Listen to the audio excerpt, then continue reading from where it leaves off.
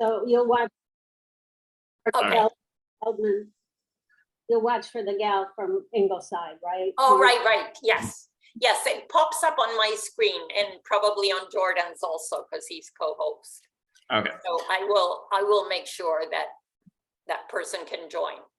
Cool. I guess I'll introduce myself. Most of you know me by now, so I don't feel like I need to do an extensive introduction, but I'm Jordan. I'm in the Stone Tower with Mariana. I've been a resident artist at the Glen Echo Park, minus the 3 years in Japan, total 15 years, and then 12 of actually being in the Stone Tower. In that 3 years that I have not been actually working in the Stone Tower has been occupied by our we'll call it a sabbatical, but our adventures in Japan. My wife and her work actually pulled us into being abroad for those 3 years. She works with the Department of Defense. So we packed up everything and kind of moved to the other side of the world, literally. It took some, this kind of talk that I'm going to be giving is kind of an overview of just the artist experience of moving from somewhere where I'm very comfortable making art, living, existing, to somewhere where it's very culturally very different, actually on two scales. One is just being in Japan itself, but also being a part of the, we were joined with an Air Force base, Yokota Air Base, where my wife worked. So we had kind of the military life as well, which I wasn't really accustomed to as well. So kind of like two cultures pushed together. So let's see if I can. But my kind of, I guess, background or history with Japan actually extends quite a bit further than just 3 years that we were in Japan. My great-grandfather on my mom's side of the family worked for General Electric, and he was part of the team that actually brought the light bulb from the United States to Japan, kind of sparring that kind of electricity. So he, spent a long time actually living and working in Japan. That we actually went downtown to I guess the History of Japan kind of museum. I don't remember which museum in particular or what it was called, but lo and behold, there's the light bulb that my great-grandfather brought to Japan, and there it was. So it was really exciting to kind of full circle right off the bat, just the kind of the history of our relationship with Japan right off the bat. So, and while he was actually in Japan, he collected and brought back a lot of the artwork that my family has in our house. So this is actually a triptych by Yoshitoshi, and it hangs above our fireplace, above my handmade katana, which was a Father's Day present for every Father's Day from here on out, I imagine, because it was not cheap, but it makes me very happy, even if I never ever use it. But the idea behind the family sword is it protects the family spirit, the kami that it's kind of the family crest in a lot of ways. So it was exciting. But our artwork that we have in our house is largely woodblock prints from Japan, and it's always been that way. As soon as we got an actual house in Silver Spring, I don't like having my own artwork in our house, but having the Japanese work there has always been kind of exciting for me. As an artist, to have something different, something that I don't work with. I don't work with printing at all. So I like to surround myself with art that I know I can't make. When I first got there, though, I had to kind of do a little reconnaissance and see what's available to me as an artist in a different country.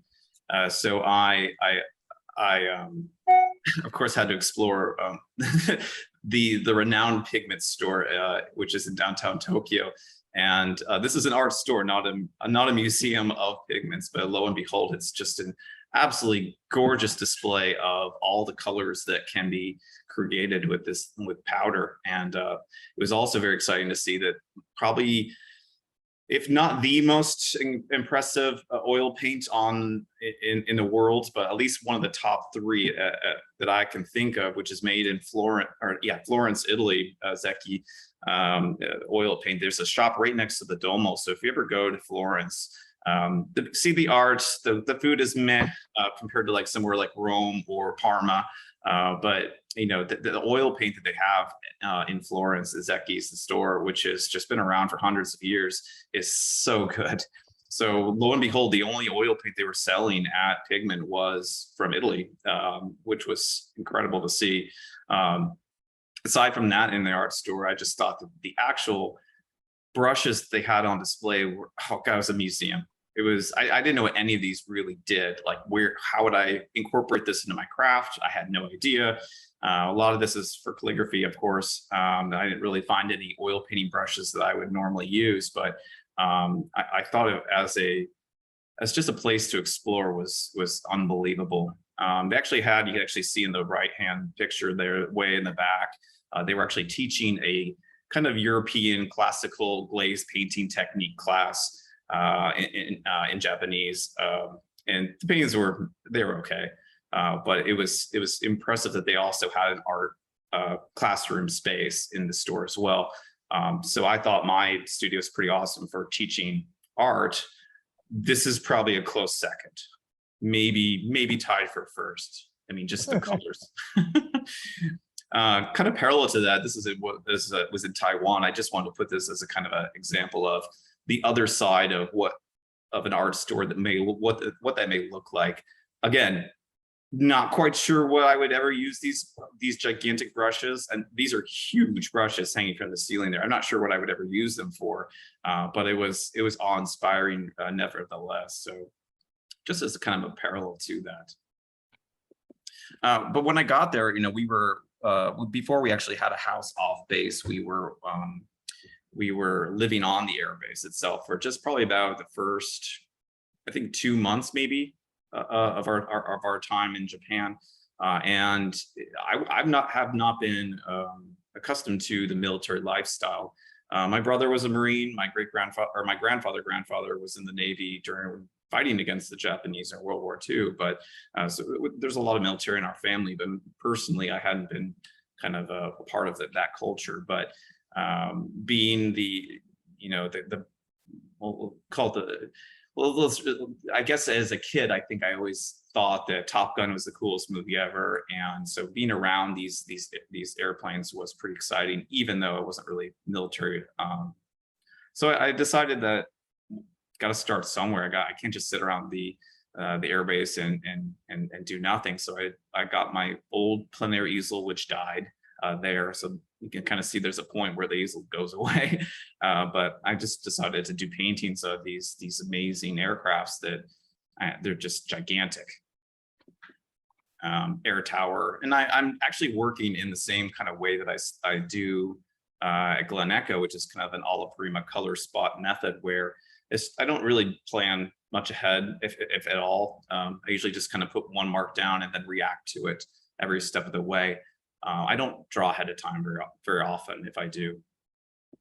But these are kind of just, you know, images from the airbase. And a good friend or a good family friend now, was Lieutenant Colonel of the 134th Airborne. So he snuck me onto the roof of his building where I wasn't going to be harassed by the security guards.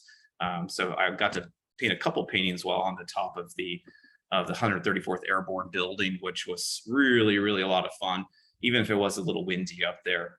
I did much prefer to be on top of the building itself rather than on the flight line painting. I had a kind of not a scary moment, but a very strange moment where security had never seen a painter painting the flight line, and they decided to send out security guards with AK-47s or whatever military weapon they had to kind of just question me for 20 minutes, and then eventually tell me that I need to go get a permit before I start looking at the flight line for any extended period of time. I had never been, I guess, approached as an artist with an assault rifle, even if it wasn't pointing at me. It was very scary. Not what I'm used to as an artist. Usually people come up and say, "Oh, I love your painting." These people are like, "Why are you here?" But the slide on the left is kind of the looking from the outside of the airbase, looking, and these are Japanese photographers actually taking pictures of all the aircraft that I was painting for the first couple months. And so I wasn't alone. There are a lot of people who actually think that the airplanes are cool. And they come out here as amateur photographers to kind of take snapshots of the airplanes taking off. And I thought that was kind of ironic to being on the other side of the street, painting one of their houses. There's my mamachari bicycle, where you know their translation is like mama chariot, which is how you kind of let you stick your child in the back and then you kind of pedal them to school each day. And after I drop off me, I go home and actually load up my mamachari bicycle with my painting materials. So there's my new easel with umbrella and everything that I need strapped in there, and then the painting from the day kind of attached to it as well. Go. I will. One of the other places that I found that was kind of just nearby that I was trying to figure out if oil paint was actually going to work for me in Japan, because it's not what I wanted to really work with. It didn't feel quite right, but I found a few places that I enjoyed painting. This was actually under one of the bridges near the Tama River. I liked it because there's little, you can kind of see on the right-hand side there that there's little umbrellas with people right next to the river kind of fishing. And I spent a couple of days there just painting these Japanese locals. And they would be playing cards when they're not fishing, drinking tea, drinking sake, whatever it may be, in between fishing breaks. But they would do their thing and I would do my thing. And it was really a joy to kind of hang out under the bridge with these folks. But again, I'm just doing nothing different at this point. This is just me painting oil paintings of temples and under rivers, no different really from how I would approach painting any other way. So I think at this stage, kind of in my journey, nothing really has shifted for me as an artist. It's go plein air painting. And I think I was struggling, I think internally with not doing anything different. I feel like if I'm going to go on the other side of the world to change or to experience a new culture, I should be somehow influenced by the culture, different method of making art. I don't see a lot of value personally in just doing the same thing in a different location. I don't know why. It didn't sit right with me. I feel like I needed to evolve. So I kind of abandoned oil paints, actually, probably about a year into our time there. I did assemblages as well while I was there, just because I needed them for Miami, but for our Basel. But in terms of my Japanese art, I did kind of abandon oil paint. It just felt too Western for me.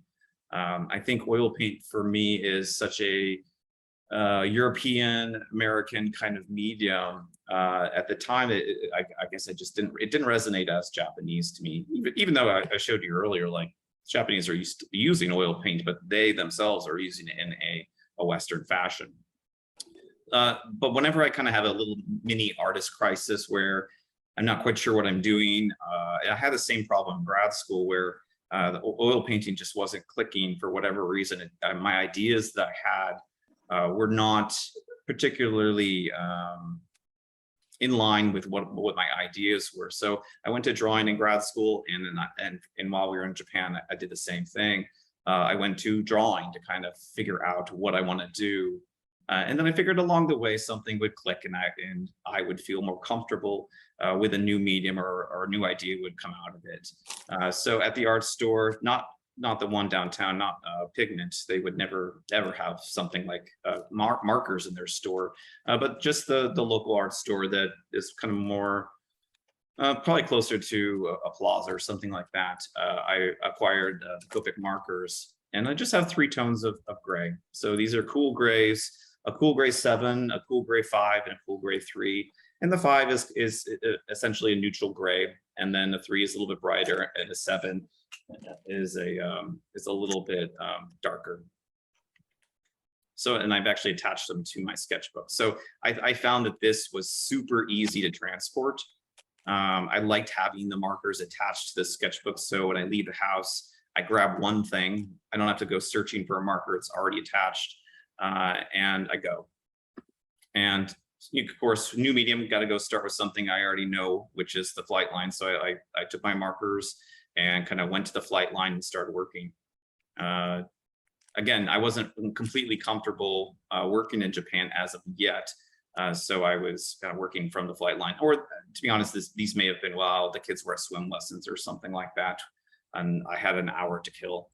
So I start off, and this is kind of a little bit of the process of working with the markers. If I was doing it right, which is a little bit slower, I would start with my lightest marker. So this is probably just with the C3 kind of marker, which is the lightest of the three that I have, just to kind of sketch where everything goes. And then as you know, the drawing progresses, I move towards darker markers, making things a little bit darker here, a little bit darker in other places, creating a focal point, whatever that may be, and go from there. But it's a really useful method for me to kind of work with, simply because it's so portable. And you know, I became a sketchbook artist. It wasn't something that I ever did while the first 12 years or the 10 years in the Stone Tower prior to Japan. You know, I never was a sketchbook artist. I didn't really bring it with me anywhere. And here I am taking it on every vacation. The below one with the boat, this is actually in Yokosuka, which is in Yokohama, kind of south of Tokyo, but a part of Tokyo. But there's a naval base down there where I got my COVID shots. But I really enjoyed drawing the boats, because these are actually some of the same type of vessels that my grandfather served on while he was in Japan. And yeah, he was actually there too at that naval base. But I took the markers everywhere. I thought it was super convenient for me. I brought them on the trains, airports, wherever it may be. And I tried to draw people on every train ride downtown. Well, within reason, I tried to draw the people on the train. Sometimes the trains would get a little too crowded and I just couldn't even bring out my, you know, you're kind of like a sardine in some of these trains going downtown at times if you're in rush hour. And other times that you have to sleep, which is important to do on trains, because it's one of the most Japanese things you can do on a train is, if you're sleeping on the train, that's a sign that you are a very hard worker, that you are working so hard that you sleep anytime you can. So all three of us were working very hard, and Gina must have snapped a photo of us. But for me, like this system of just taking three values with me wherever I go and using the wide of the page worked really well for me. It kind of became the catalyst for me describing my experience in Japan. And I don't know how many sketchbooks that I went through, but quite a few of them. And the marker itself is not, it actually seeps through and stains the paper on both sides. So I'm not drawing on every single page in these sketchbooks. It's usually every other page. And I prefer to work kind of in that fashion where it's, you know, I'm using both sides of the page for the same image. Just feels better. And I always kind of hold it. So this is actually how I would draw, which my arm does get insanely tired doing this, but I make my arm kind of lock my elbow against my chest and kind of hold it as steady as possible. But I need to have the subject matter and the sketchbook or the drawing or painting, whatever it may be, kind of side by side, just so I'm making kind of direct comparisons, making sure my proportions are accurate. I find if I work flat, everything gets distorted and elongated. And it's just a problem that many people have, but me especially. So I need to have everything kind of parallel to me. This is down in Kyoto, and the Golden Temple. Gorgeous location. But I mean, I got pretty brave even with the sketchbook. This is one of the busiest temples in all of Japan, kind of downtown Tokyo. I'm drawing a blank what it's called right off the top of my head, but I'll remember in a minute. But it's one of those weird occasions where people would actually come up and take photos of me drawing. And then I've never had anyone ask for my autograph before, but I had two people ask for my autograph while I was drawing this, because they thought I was some amazing Western artist and they thought I was famous. Clearly not, but it was a lot of fun. But I got brave. You know, I draw in the middle of a festival. So on the bottom right there is me. I was trying to actually use brown markers, which didn't actually feel correct, but I tried them anyway. But I am walking and drawing down the street at the same time, because this is a a movable shrine that's on wheels, and it's a procession kind of walking in the middle of the street. And there's in this festival, this is I think in where is this? This is, shoot, I can't remember, but it's north of us where we were living. But there's like maybe 10 to 20 of these gigantic 2 or 3 story shrines that kind of get moved through the streets on festival days. Really, really exciting. And on the right there, that was our favorite hole in the wall restaurant where we get some amazing tonkatsu. But yeah, Shochen. Sorry, my son's here too. And I was drawing at before we got our food. So I gave him that drawing. I ripped it out of the sketchbook, and then probably every time we came back, it was hung on the wall behind us. It was really fun. Drawing at sumo wrestling matches, of course. Why wouldn't you? And then also we got to go to the World Cup of Rugby. So I didn't actually have the rugby field in that photo, but that's the stadium where the rugby players are. And they're little tiny ants because we had pretty nosebleedish seats, but it was really fun. I'd never actually seen rugby live, but I did my important sketch of the rugby field. And then probably my claim to fame, at least taking the sketchbook with me, would be top of Mount Fuji. This is on the top of the volcano. Can't remember how many meters tall that volcano is that I hiked up, but I was freezing cold and not very happy to be drawing, but I decided I brought the sketchbook with me. I better sketch it just to say I did. So that's the highest altitude aside from an airplane where I've actually drawn, top of Mount Fuji, which I think is kind of fun here. So here's actually an image of on my way up. And I was kind of thinking about how Japanese art has that kind of layered effect, at least the woodblocks do, where they have, it seems almost surreal at times, but here's kind of a surreal moment for me where we're above the clouds and you can see a mountain and then the sky and then more mountains and then more skies. So it's kind of a weird layering effect that felt very much like some of the woodblocks that I had seen growing up or in museums or art books or wherever. But there's that kind of weird layered effect, which I think is kind of exciting. Where this led, though, is kind of important to me.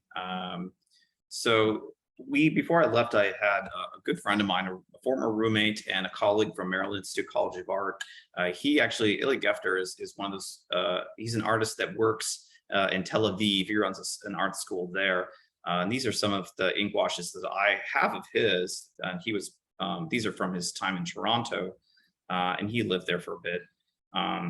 And I've always thought he was one of the best at ink washes. And while I was kind of struggling as an artist to figure out what I wanted to do while I was there, I mean, I had a lot of free time to actually explore different things and different approaches to making art. But I probably never got his imagery out of my head in terms of medium. I always felt that it captured at least what he was looking at really, really well. And there's an excitement to the abstractions in his work, the simplicity of some areas and the tightness of other areas. And I thought that maybe that would be kind of at that point, I think I knew that this is kind of a good direction that I can kind of explore a little bit further. So I started trying to work at ink washes. I knew I had to make it mine and not just kind of copy what Ilya had done. So I changed the color of the ink. I tend to work in either this kind of sepia kind of red-brown color, and either that or kind of almost an ultramarine blue color. But I wanted to kind of keep that a concept of, I actually went a little bit tighter than Ilya does. So here's Ilya's again. And there's not, and some of the figures in the foreground, they're a little tight. I think I took a little bit tighter, more photographic in the focal points. And then where it's less focal point, I try to create is a lot of, if not more, atmospheric perspective than he was actually working with. So backgrounds are very subdued, very kind of minimal. But this started to feel comfortable. This started to feel like the appropriate medium to kind of encapsulate our experience in Japan. And we were going to so many temples and shrines while we were there, just as, there are always kind of those things that you want to see for the architecture. I think a lot of Japan is, you wouldn't think that it was going to have a lot of new architecture, but because of earthquakes and typhoons and so forth, they're updating their homes. They don't really have a lot of, at least in Tokyo, a lot of the old architecture, but the temples and shrines always did. But they were fascinating to me. You know, weird slopes of the roof.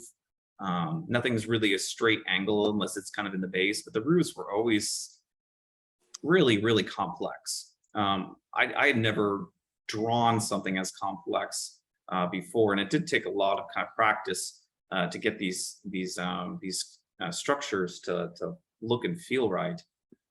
This is an example of working from life versus working from photo. I wanted to make sure that I actually set up the location, worked from life, and then took a photograph of the same location where I was working and reworked it back in the studio, just to kind of see how I change as an artist working from a photograph. Because at least with oil painting, with drawing from life, I don't use photographs for models or anything, or landscapes for that matter. But for these, I felt, I know Ilya had worked from both life and from photograph. I figured it would probably be okay to do the same. But you can actually kind of see the differences. The upper left one is from life, the blue one is from photograph, and how they kind of change or are slightly different. Maybe a little bit tighter with the blue, but it does give me a little bit more time to kind of really get those clean, crisp things to pop out. Give me a little bit more time to add all the architecture in the image, rather than just a few select locations. So I felt the photograph was fine for me.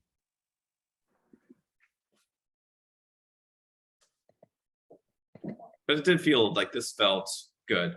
I was still able to do ink splatters, abstractions mostly in the trees, tight kind of areas in the buildings themselves. Create interesting focal points, like the focal point on this one's kind of way off to the, besides the little entrance area, but like off to the right is where all most of the information is. You know, I had a lot of fun kind of redirecting the viewer through value alone and through a single color to kind of look at certain things closer and with more scrutiny. So to me, it was almost like a game. What can I leave out whenever I'm working in this method? You know, can I get away with not doing any leaves and just do the contour, like massing that whole leaf tree structure in the upper right?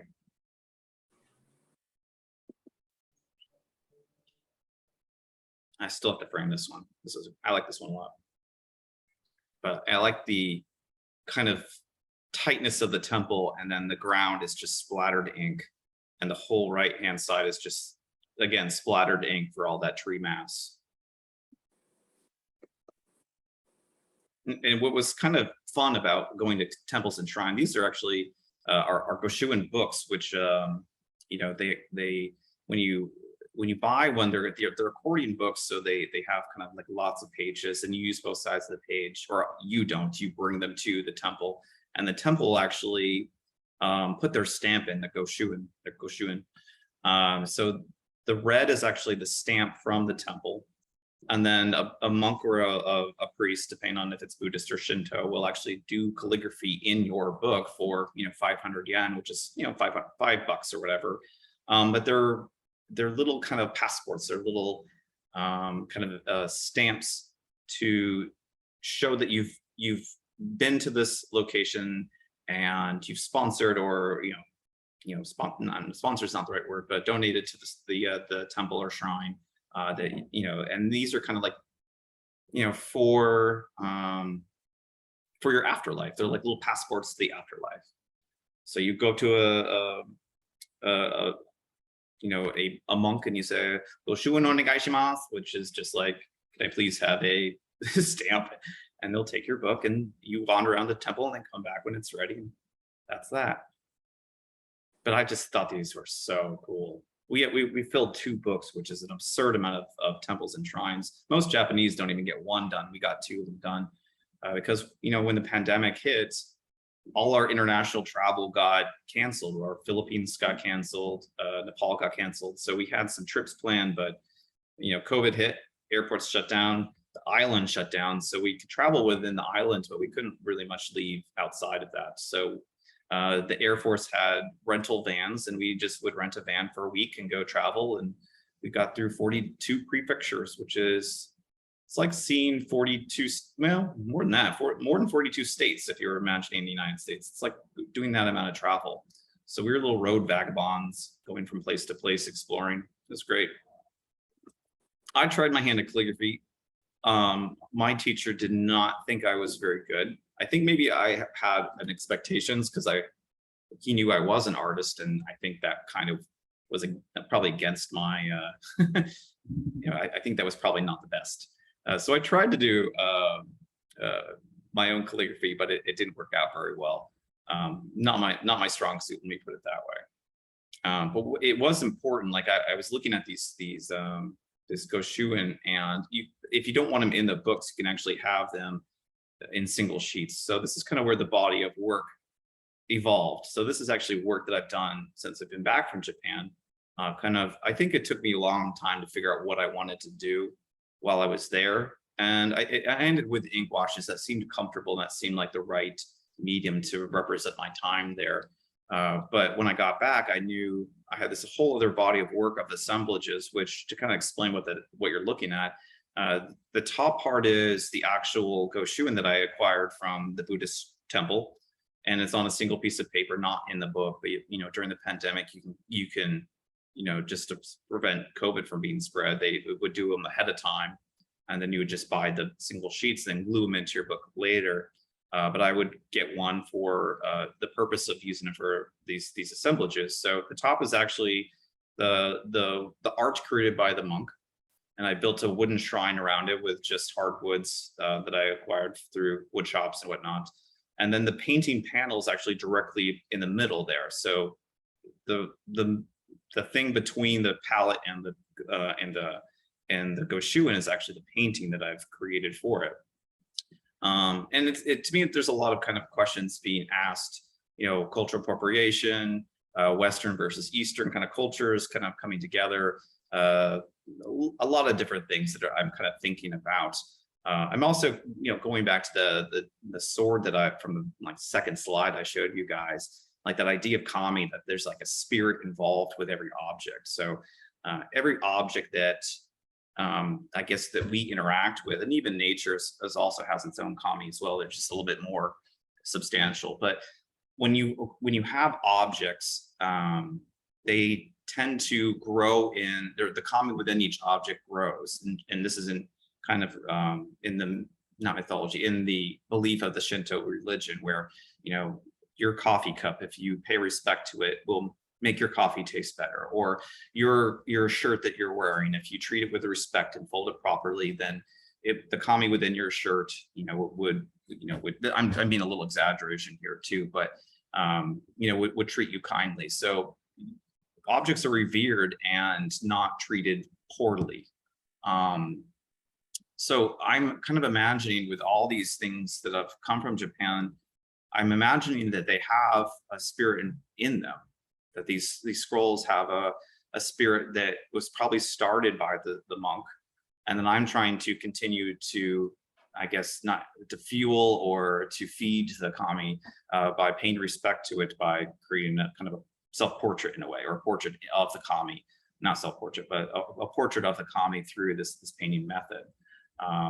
So these are my attempt to kind of, this is from the side, what they look like from the side, and that dreaded Manaki Neko, which I still can't get right. I can talk about that later, but I feel like the more that you're involved with that object, the more important it becomes, and the stronger the spirit within that object becomes. So, here is an old asteroid, and this is actually me. I actually got a lot better at painting these. Probably just become a better painter in all honesty, but the one on the right is what it looked like before Japan. And I got back and I said, I can do this better. And I sanded the whole thing down and started over. You can actually see I ripped off the palette, the old palette that was on the right. It actually protruded too far from the object, in my opinion. So I created a new palette for the new one on the left there, and repainted it. So it felt better. It felt more accurate. But I guess my attention to detail it increased quite a bit. And I also, it was a real meteorite from Russia that I had been attached to this board, almost constrained by this wire that I had. So I decided to kind of put that paint stroke of the blue or the yellow right next to the blue for Ukraine. I don't know, had some fun message. But I think the body of work felt better. Like, I mean, it feels like a kind of a good bookend to our experience where I have these objects and I am, you know, my concept for this body of work, the assemblages, is kind of altered as a result of our experience, and it became stronger as a concept.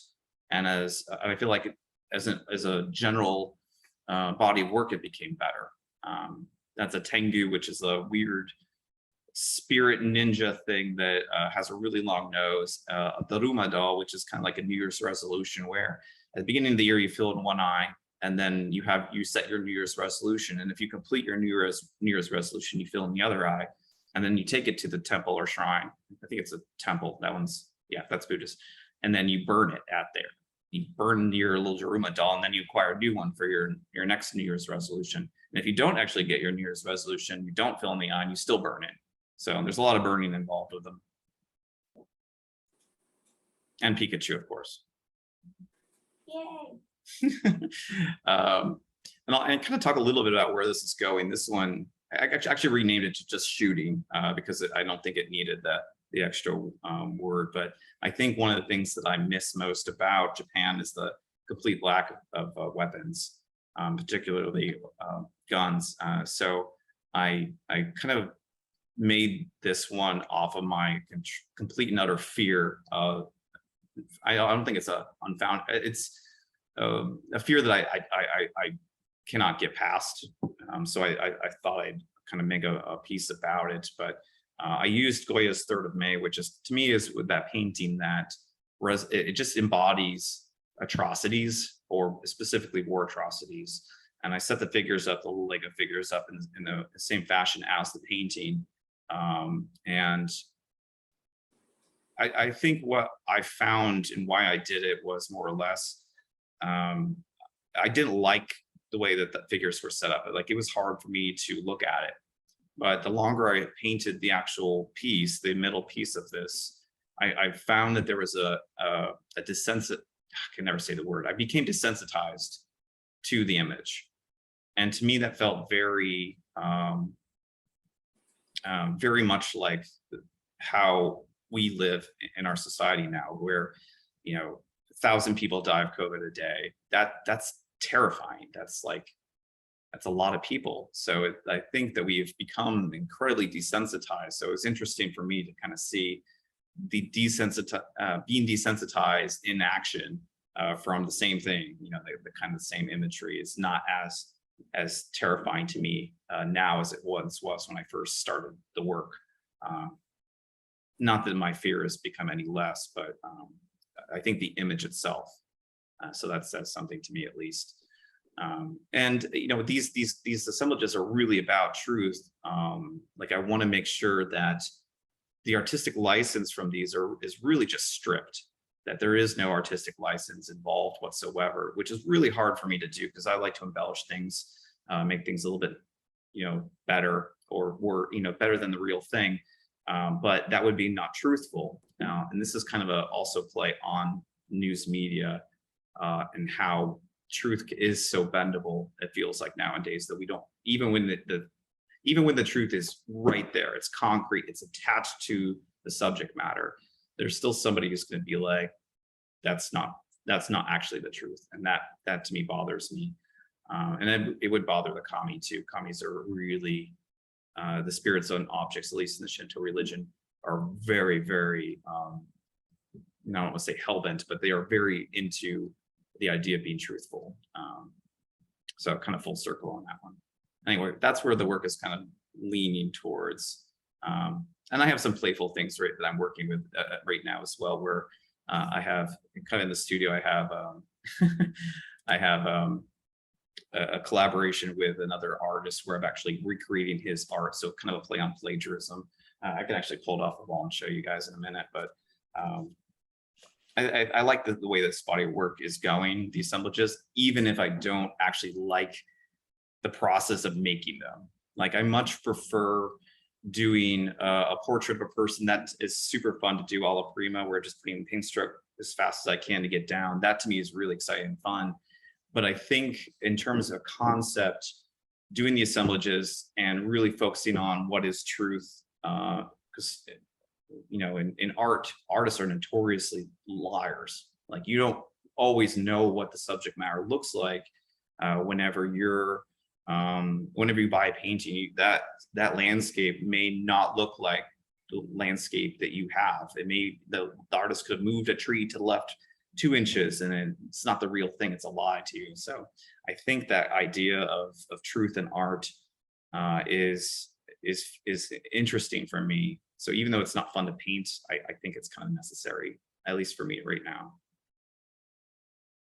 I guess that's all I have to say, but I'll take questions, Ian.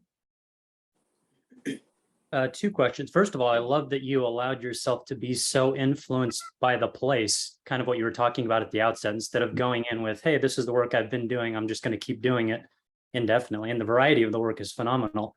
My 2 questions were, what works are going with you to Miami of what you've shown? And then the second question is, what did you find to be the biggest kind of culture shocks when you were there?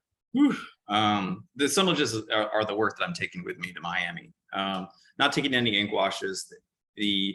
I think for that crowd, it needs to be different, or something that is as best as possible that you haven't seen before, or at least a different take on something you haven't seen before, or that you have seen. So the assemblages are the only pieces that I'm actually taking with me to Miami. And most of it's just a lot of the work I showed you at the end of the slideshow. So I'm taking the Lego ones, the asteroid, the Goshuin scrolls. I actually wanted to show you this one thing. You have to remember that the lighting's off on this because it's done a different thing. But this is a ceramic bisque by Lenny Campello. In Jordan to see more. Oh yeah, hold on, I can pin myself, can I? Oh, pin me. Okay. Yeah, so this is a ceramic bisque drawing with a drawing on it by Lenny Campello, who's showing with us at Miami. Our work is actually next to each other. So I took one of his pieces and then now I'm going to recreate it. There's 2 just to kind of bridge our art a little bit better together. So this was kind of like the last piece I have to make complete by the 21st when we pack the van up.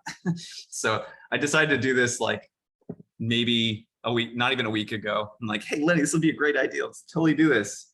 Just add a ton more stress on my plate. That's exactly what I want to do. But I'm bringing those and I have 12 feet of wall space at Context Art Miami.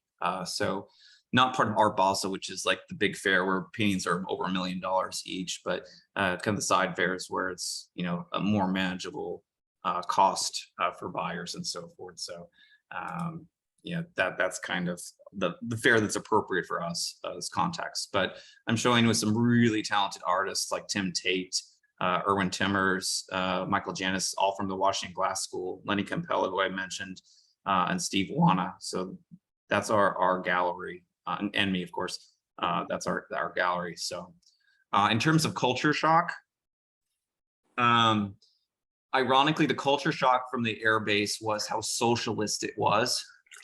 I know that sounds really strange, especially when you think about the military, but like everything is provided for the airmen, like medical, dental, vision. Like they are constantly handing out free stuff at events to people. So I found it very bizarre how socialist the airbase was. And Lenny Campello, who is Navy, like he was in the Navy for I don't know how many years, quite a lot. I always tease him about that, which he doesn't like as a Cuban and also a Navy person. He doesn't want anything to do with socialism, but I thought that was hilarious. In terms of the Japanese culture shock, I was surprised that nobody spoke English, or if they did, they pretended they didn't. So I was, you know, any European country, if you can't speak, you know, French or German or whatever language you're at, you can they all have English. Japanese probably learn English, but because they haven't perfected, they won't speak. Right. There's a culture, they're very perfectionistic to a fault, and I'd say. And I can see that in my daughter to some extent, where she is good at something, but has a hard time letting people see it until it's the way she thinks it should be. So I'd say that is probably the culture shock of being perfect is a little too much for me. So I didn't care for that, but it is what it is. Wow. Jordan, Yeah. I have a question. Would you tell us a little more about, this is wonderful, but how you attach the painting panel and not just not the how necessarily, Yeah. the carpentry, but can you tell us a little bit? It seems so equal and mirror image that fantastic, but can you tell us a little bit about what to look at? I mean, Yeah. using the one I have for Lenny here. I mean, here's the back of it. So it's Oh, just great. a wood panel. They're on a kind of a U hooking system. Oh, You can see the yes. pallets that are adhered or attached. So to the your bottom. cradle panel surface. Yeah. is- So this is I don't know if you can pin me again, but like Yes. this is receding in space, and this is at front. right. So from the side, you can actually see that you can see Yes. how three-dimensional the Yes. piece is by Lenny, and then mine is really flat. So I think and the concept really to me is, truth can change, of course. Science is a good example of this, how like the truth behind the science can change based on your research. So when the painting is only truthful from one point of view, from one location at one certain time of day, Yes. with one lighting situation, because if I move this now, like me just holding the piece up, the lighting is off. Like this is done at night. So for example, like the cast shadow on this isn't going to be the same currently because it's different lighting. I have outside lighting coming from the window. But at 8 o'clock at night, when I was painting this, because where I'm in a rush to get it done, like I have to use spotlights at night. So this is going to be a much more dramatic light. This yellow is bleached out by the light, so it's going to be different. So it's not going to match the same color. So when the painting is sold, to make the spirit happy that it's now being moved from its location to a new location, the new owner and so forth, I asked the buyer if I can repaint it. Obviously for a small fee, of course, but like the kami is not happy unless it's paid attention to. So I have to make sure everything is just right, because they're finicky. They the spirits don't like to be disrupted or whatever. So me repainting the object in its new home, its new location with the proper lighting at the right height is kind of like saying goodbye to it. And anyone who's watched those Marie Kondo videos, that's the same concept, like the decluttering of Marie Kondo. There was I guess a major craze for you guys while we were away, but like, you would say goodbye to this object that you no longer need, and you would pay respect to it. This is the kind of same idea that you're paying respect to it and saying, here's your new home kind of thing. So it's kind of the goodbye to the object in a way. So I don't practice Shinto, but I definitely have a belief that certain objects are more important than others. That the more, this coffee cup has been with me for like 10 years now, it feels like, maybe 10 years. And I only drink coffee out of it. And it's like, it feels wrong if I don't. If I have a normal mug of coffee and I could have been using this one, I feel like the spirit gets angry at me, like in my head, and I'm maybe going crazy, but it's weird. It's like you have a favorite shirt and you feel like that shirt is the best shirt for you. I feel like the spirit has like somehow changed how you see yourself in that shirt or whatever it may be. Or I don't know, but like when I give up on something, or not give up, when I move on, like maybe my water bottle has just too many dents and maybe the rubber is completely gone and I have to say goodbye to my water bottle, I pay respect to it when I do that, because it served me for so long. But it's just part of the culture, and it's something that I think makes the art better too. So I think that's important. That was a long-winded answer. No, it's great. Thank you so much. And and these are all oil, right? They're all oil, Jordan. The assemblages are all oils. The ink washes were acrylic ink. So like when you go to the art store and you find like golden acrylics, the high flow. Right. The high flow acrylics Yes. are what I'm working with. I always get fluid and high flow mixed up, Yeah, but they're the fluid ones that are the is very same confusing. quantity of water. And they're not out of the tube either. So like, for instance, the blue is ultramarine plus indigo.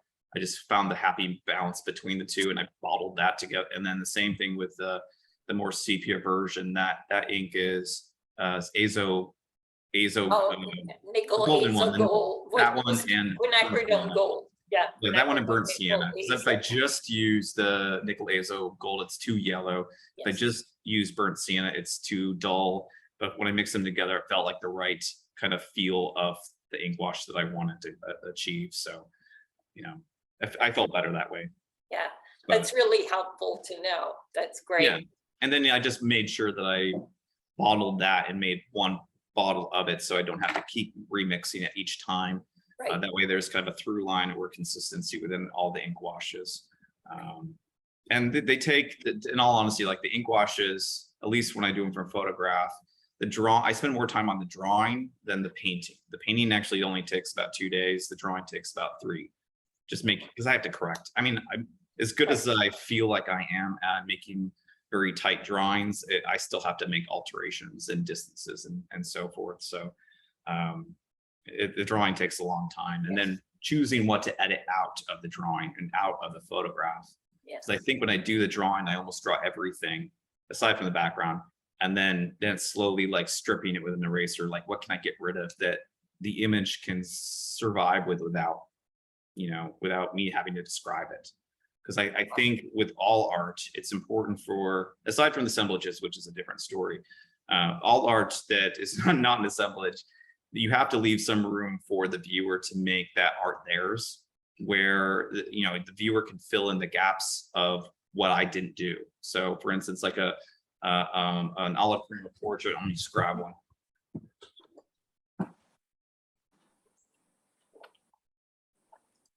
Like something like this, like the landscape from Brookside.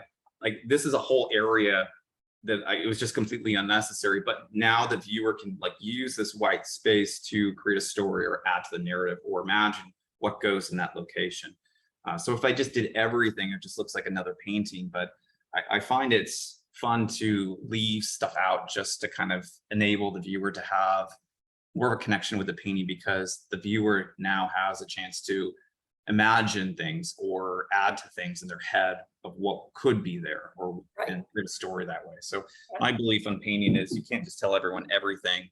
And then of course, I do the opposite for the assemblages, which is I'm giving you everything. I'm not lying. It's all there. Right. It's like, you can't fight me on the truth. This is exactly what it is. Ephraim Rubenstein said that you're also adding an important contrast, which is the finished versus the unfinished. And that was very resonant to me in one of his lectures. Yep, well said by both of you. And even, I'm actually tempted for the one for Lenny. Like I've left a lot of the white on the sides. I'm tempted to leave it white. You leave it. Yeah, less work to do also. Yeah, I think I'm gonna tighten up this and then leave the white here, just so. Otherwise, it's kind of sometimes hard to see that it is a painting. Right. I think from just the image, it can be, if I do it right, it's hard to tell. Right. Someone in the chat asked if you can tell us if any of the Miami Basel or your gallery can be viewed online at all. I know if you go to Context, you can see who is exhibiting. Like all the art fairs. So the name of the galleries, the context. Yeah, you can scroll through the names of the galleries, where they're coming from. So Art Miami and Context Art Miami are where we are. So we're part of Context Art Miami. But other ones that are fun to look at would be like Scope, which is on Miami Beach, Aqua, Untitled. Those are all a lot of the satellite art fairs where all the up and coming artists are, or established artists are, that are not blue chip. So blue chip are like Gagosian and like Papau and like all the New York galleries that have been around for decades, or British galleries, German galleries that have these are high-end galleries that are part of Art Basel. And then kind of like then there's like tiers basically going out. So it's fun. Several comments from the chat on how wonderful it was to hear this progression. And wonderful. You save the chat so that you can get it. I know the recording allows you to do that.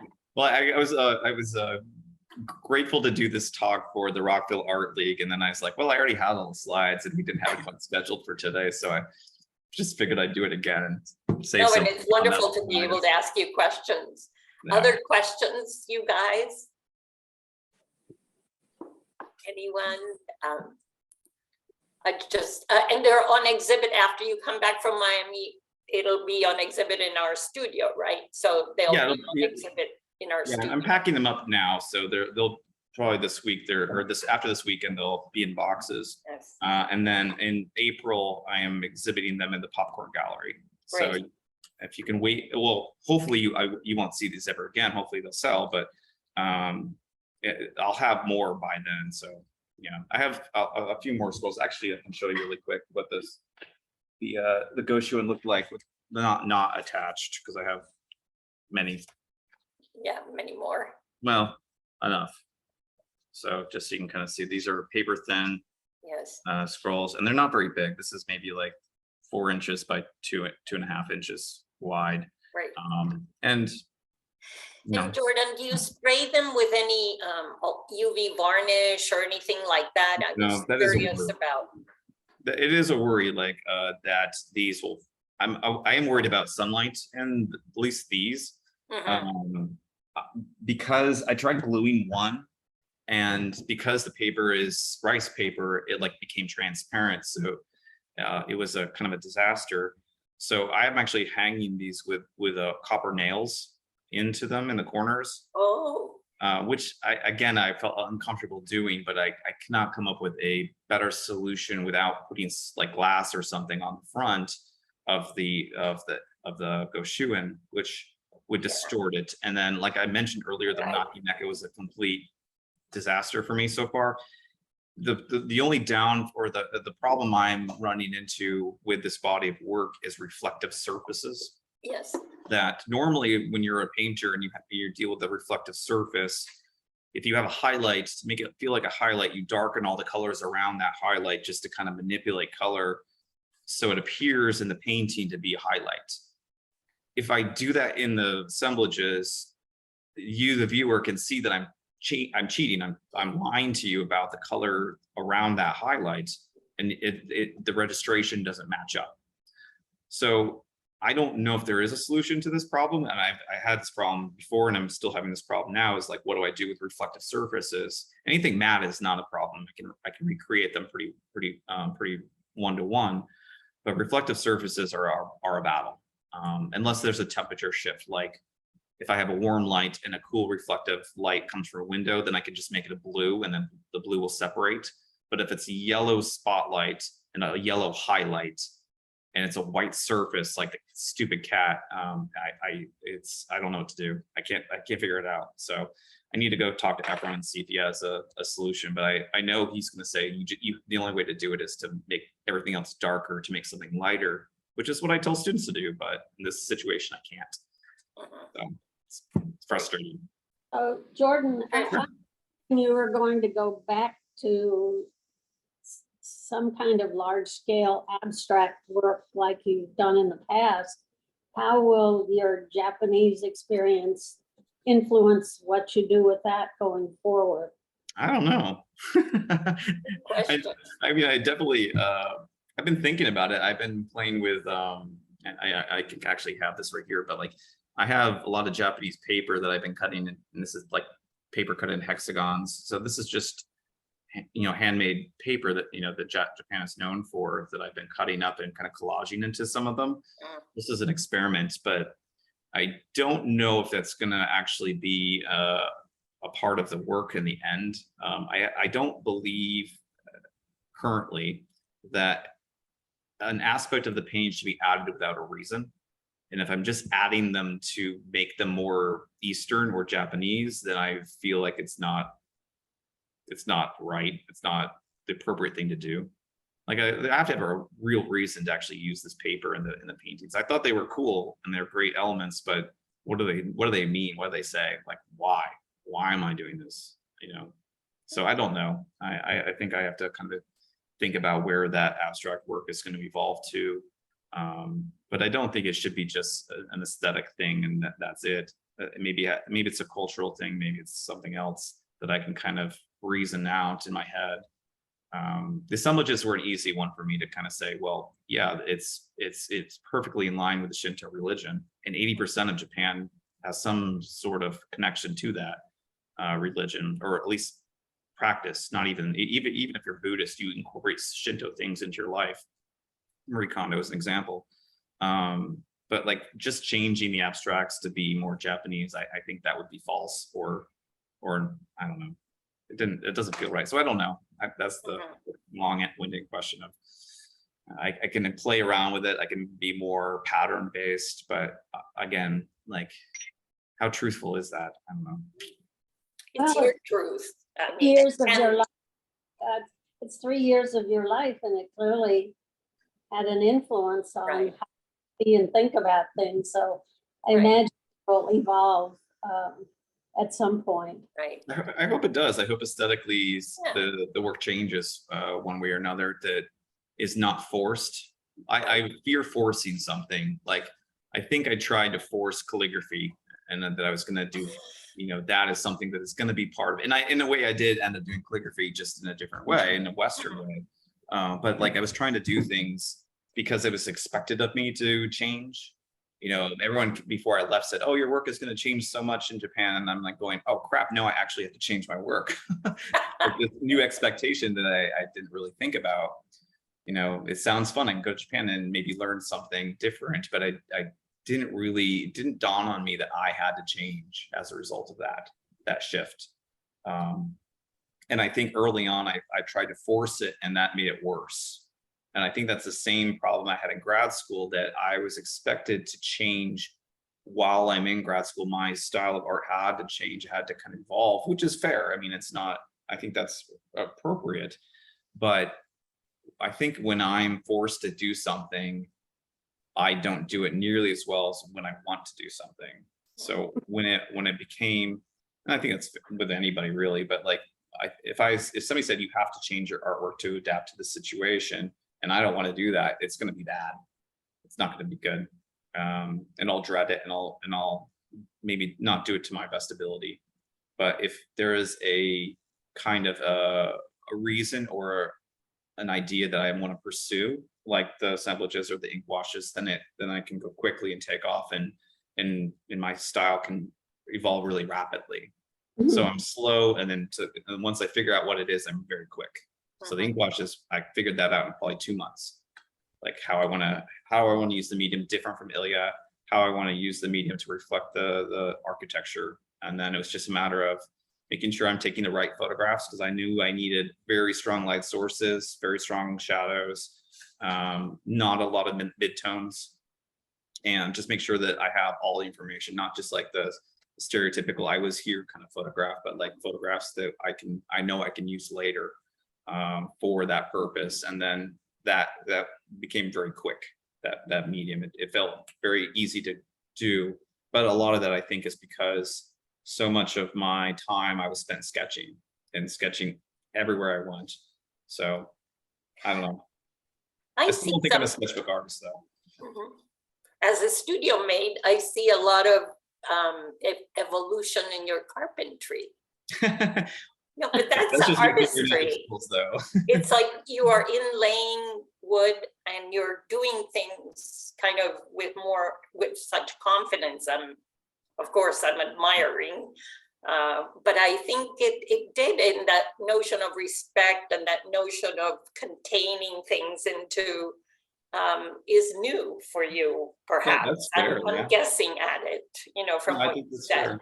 Yeah, I know that. Which is very interesting to see. And I think it's part of your artistry too. It's not to be ignored that it is part of your artistry. Yeah, I think that's fair. Like I can kind of, like I'll turn my camera, the one on the wall here, like with the nail, you can see how I want to show just the palette, how it's not, it looks clunky to me, and it doesn't look good, like the way it's protruding from the wall there. So I think the newer kind of, you can actually, hold up Fleming's as an example, like this is more streamlined. Uh-huh. And it doesn't protrude Yeah. too far away from the actual wall.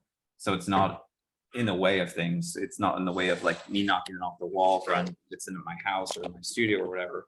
So I think I'm more cognizant of constructing and maybe just like, these were trials and now I've grown as an artist and I think they're Right. more sound, more, I'm better at using wood tools now for the sake of aesthetics than I was functional before. So I think that's fair though. Yeah, as a There's more compliment. harmony too, I think. Oh, and good. More, Could it be that that's the Japanese influence, the Japanese Sure. architecture that you have I think lived so. Yeah. I think that's Yeah. speaking through. And I think with the papers, it may take a while for you to allow yourself, like Trish said, it is part of you and your evolution, but you're struggling a little bit like we all would probably with, cultural appropriation or, these themes that, oh, am I allowed to put this thing down here when it belongs to a different culture and I'm just using it. Yeah, I think about what happened with Dana Schutz in New York when she, as a white woman, was doing The Death of a Black Man, and I look at that as an example of what could happen, and I don't think I would have that problem to any degree because I'm not trying to. I do worry with the Lego ones with the gunman if I'm crossing a line, but that is a legit fear that any parent has, I think. So I don't know, but like I'm fearful that I'll run into like some Douglas high school kids down in Miami and they're gonna not appreciate it for whatever reason. But I mean, like for that one, for instance, I'm donating, if I sell it, then I'm donating my portion, my quadrant to anti-gun legislation. Yeah. I think that's brilliant though.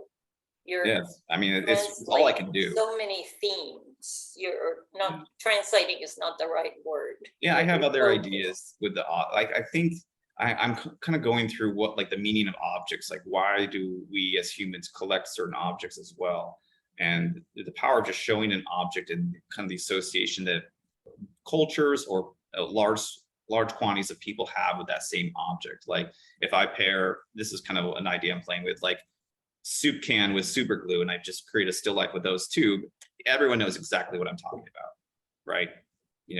Recent anti-oil things with throwing soup and then just gluing your hand to the wall.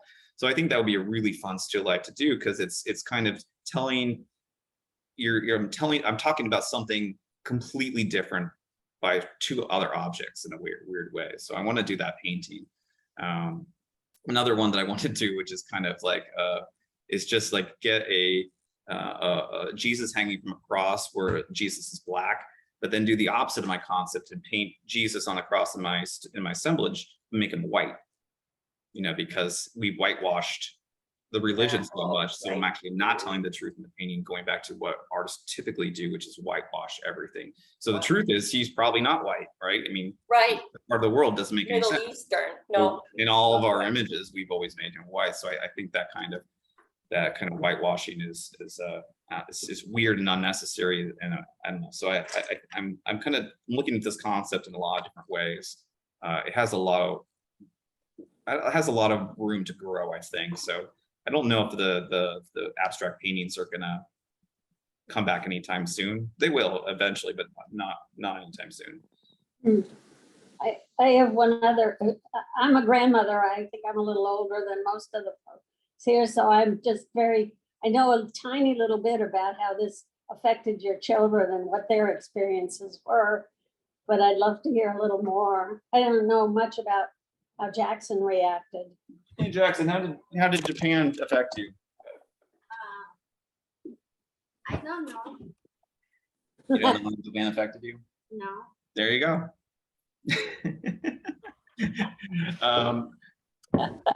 I think think it affected Mia? it definitely affected me. I mean, she's the only one who actually walked away with any Japanese language skills.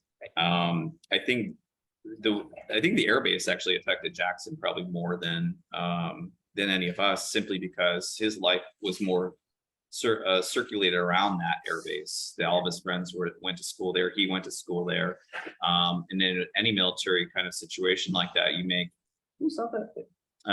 kind of closer relationships, and so all of his best friends were like our lifelong friends. You know, his best friend Mac out in Seattle. You know, whenever we go to Seattle, we have to go see Mac. And it's just it becomes more of a tight knit community that everyone knows everyone, and everyone knows everything that's happening in that community. So it's I think that became kind of how he was affected, that he became more focused on the important people in his life. Yes. Is that her? What? Okay, never mind. He's reading. Anyway. And I think the influence may continue too, even if you don't go back and stay in Japan. I mean, he really likes Pokemon, so I don't know if that has It's anything. part of you now, and part of the kids and Gina. Yeah. Well, this was just wonderful. Thank you so much. It's so genuine. Thanks for listening to me talk for a while. Thank you. No, thank you for doing it. We really, this made me think a lot. No, I encourage people to come see the if not like before they get packed up for Miami, at least come to the April exhibition when that happens. I will have more assemblages by then. I'll probably have my soup cannon with super glue done by then too, which I'm excited to do. That's There's still a bunch of Japanese objects that I would like to kind of pay honor to. They're very cultural items, or at least kind of the same idea, like where I mean, Manaki Neko is a good example. Like everyone knows its purpose, you know, if you're Japanese, or Daruma doll, you know exactly what its purpose is. So I like that kind of like association that people have with objects. So I've collected a bunch of objects from Japan where they have a story behind them or cultural identity to them that is significant. So I want to showcase a few more of those, and that'll be hopefully ready by the April exhibition. And then I'll probably go into altering that idea a little bit more and see how it plays out. That's wonderful. My eyesight has gotten way worse though, like from this, because I'm really like staring at these objects. Oh no. I need to go get my eyes checked. Completely Well, not. you're also at the age where the eyeball is changing shape. Yeah, You can delay the glasses, but we all end up there. I wear big old glasses when I do. Right. Or contacts, of course. I have to go back to that. Yeah, I already had laser surgery once. Well, I think I can encourage people to send you questions after by email. You wrote your website and your email. So I'll that's put the recording fabulous. back up on the webpage afterwards too. Great. Yeah, I'll work on Maybe that. we can just remind people, we won't have one on November 26th, I believe, or I forget what that date is. That sounds right. Today's the 12th. Yeah, the 26th, right. Yeah, We will, Thanksgiving. because it's a weekend of Thanksgiving and people are traveling, including us. And so we will skip that day, but then we're coming back on December 10th, I believe. And we're going to interview Luvon Shepard, who is a African-American beloved professor of water media at RIT.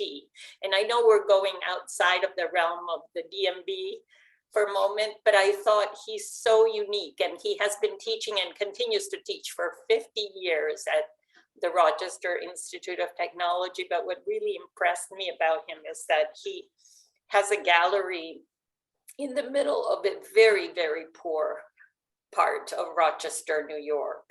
And he invites his students at the gallery. And when I visited, there were so many foreign students, Chinese, Japanese, and many foreign students, including many diverse American students, hanging out with him. And I was impressed by that. So anyway, we'll pick his brain too. And to be continued thereafter, hopefully. Thanks, Mariana. Thank you, Jordan. Thank you, Thank you. everybody, Happy for